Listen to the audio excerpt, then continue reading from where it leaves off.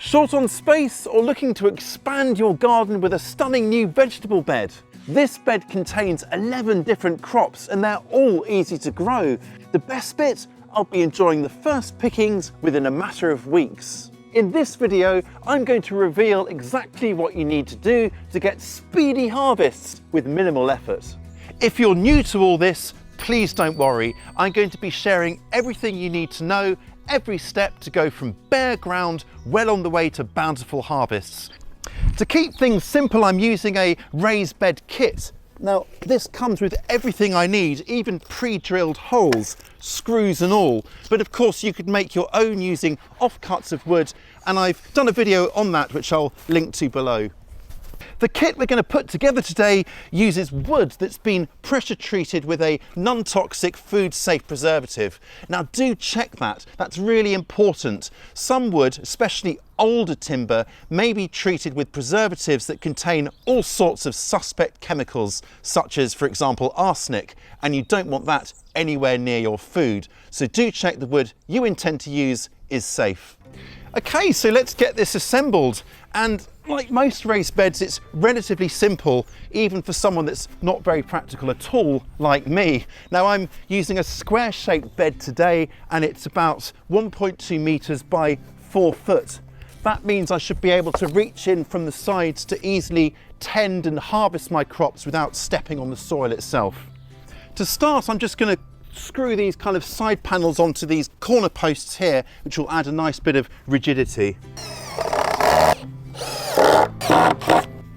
I've got each of my side panels finished now, all neatly screwed onto the corner plank. I've gone for sort of a relatively high bed. This is 45 centimeters or 18 inches, which will make everything so much easier to kind of look after, just because it's better on the old back. This will look just really super once it's loaded with veggies and pushing out those harvests.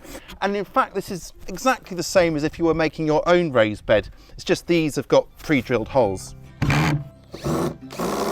Now I popped this onto my lawn here, and it's actually replacing an earlier bed. This will just give it much more presence and general oomph about it.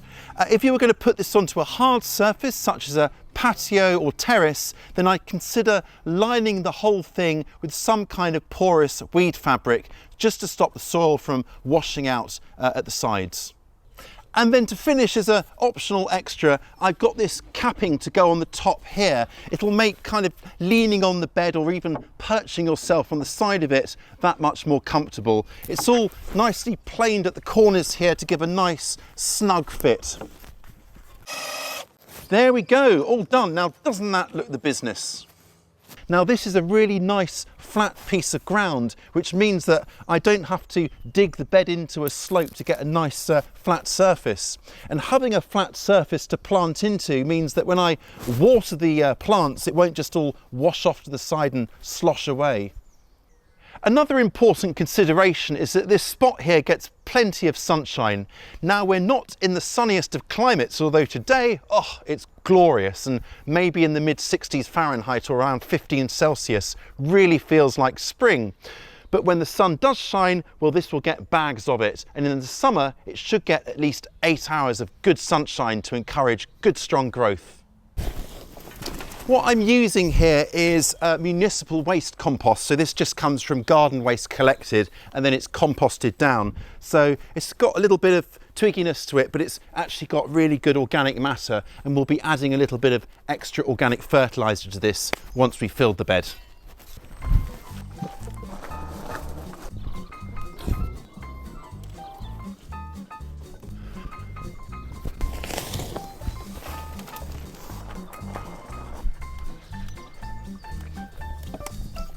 When filling beds like this, I like to kind of make a game out of it by kind of breaking things up into sections. So for example, timing myself to do like 4 wheelbarrows and then trying to beat it on the next thing keeps me amused anyway.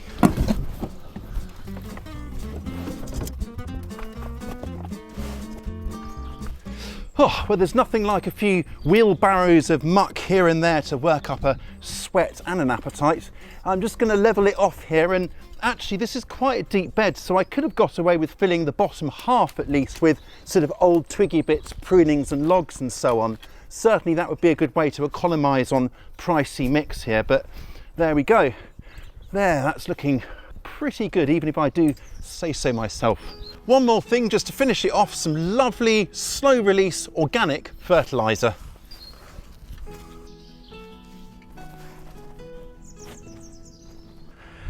For me, this next step, planting things up, is absolutely the most exciting. And I've got a fantastic little treasure trove of young plants here. I've got salad leaves for super fresh salads. I've got like shallots here for juicing up recipes, a selection of herbs, including this parsley with a little ladybug or ladybird I've seen on it, some super nutritious broccoli, and then I've got some strawberries as well, because who can resist? Now, as spring progresses, you'll be able to find more and more wider selection of plug plants in the garden centres and nurseries. Most of these I started from seed myself, except these lettuces here, which I bought this morning because I had some beautiful little lettuce plugs in the greenhouse and they all got eaten by something that had got in there.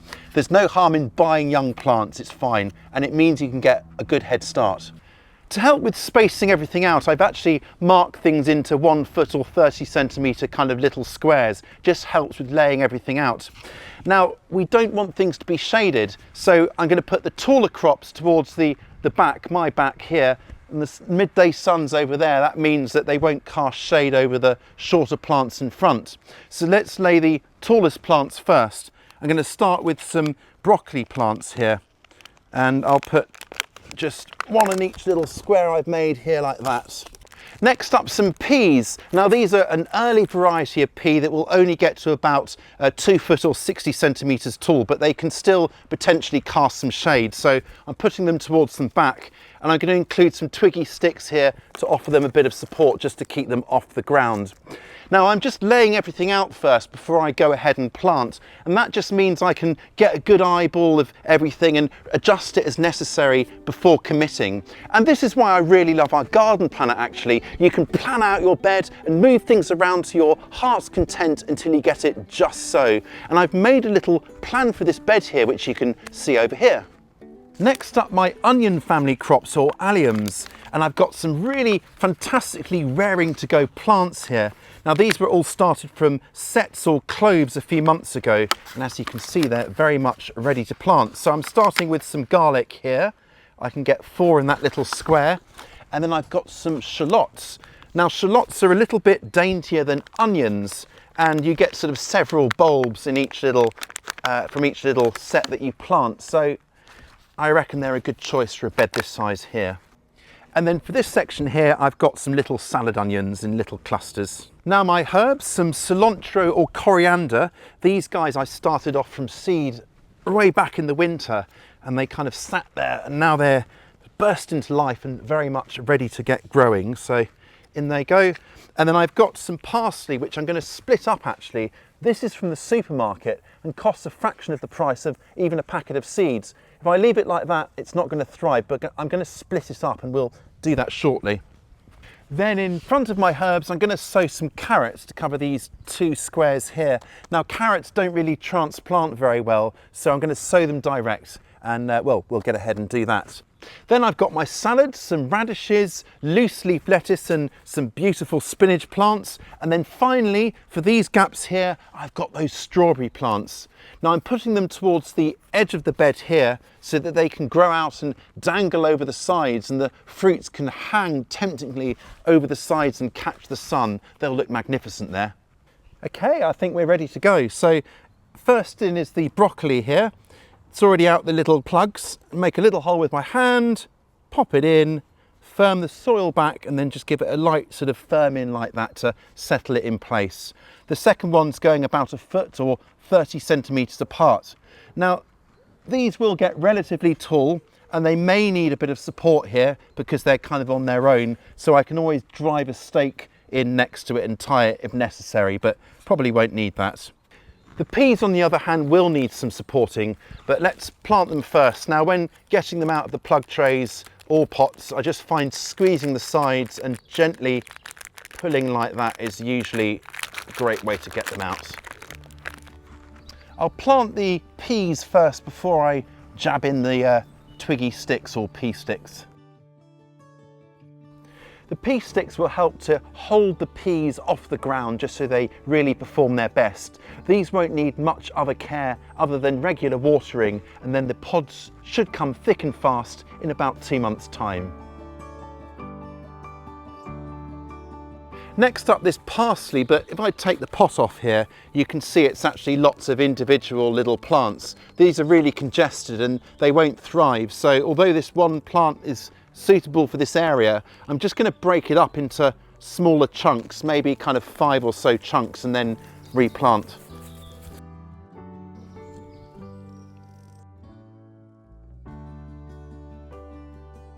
To sow my carrots, I'm going to make 2 little rows like that, about 6 inches or 15 centimeters apart, and then just sow the seeds nice and thinly in the middle. Now once these come up, I will thin them out in stages. That just means removing the excess seedlings until they're about 1 inch or 2 centimeters apart. And the first kind of roots can be enjoyed quite small as baby carrots, and I can leave the rest to kind of grow on for slightly bigger roots. For my lettuces here, I've chosen a loose leaf variety, and that means I can harvest leaves from the outside, just a couple at a time, and just leave the plant to continue growing and come back ad hoc to just grab a few more leaves. And this greatly extends the life of this plant so that you get many more harvests in total. And it's kind of similar with the spinach actually. Got 2 little plants here. And then last but by no means least, my couple of strawberry plants. Now these are nicely raised up, so they're well out of the attention of slugs. But if I do want to double guard my strawberries and indeed all my crops in here from slugs, I can always set up some slug traps at the bottom down below beneath the raised bed to intercept them before they ever get up here, but they're somewhat protected up here.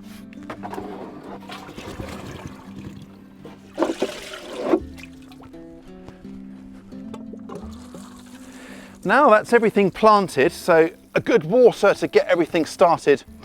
Now the great thing about this bed, of course, is that as earlier crops finish, you can replace them with something else. So for example, the peas here will probably be done in a couple of months or 3, by which time I can plant something else that I'll have waiting in the wings. Something like some cucumbers, for example, or maybe some dwarf or bush beans. That way I can keep those crops coming. If you are using our garden planner, by the way, it will tell you exactly when to sow, plant and harvest your vegetables, which makes planning your succession or follow-on crops all the easier. Spring is rattling along nicely now, but if it's still a bit chilly where you are, you could put something like this cloche over the top to keep things snug while it's still cool, or just something like this fleecy row cover here. This here is the plan for my bed, neat and perfectly formed, I reckon. Now, if you'd like to try the garden planner, then please do just follow the link or QR code over here to start your free 7-day trial, and you don't need to input any payment details or anything like that. I'll catch you next time.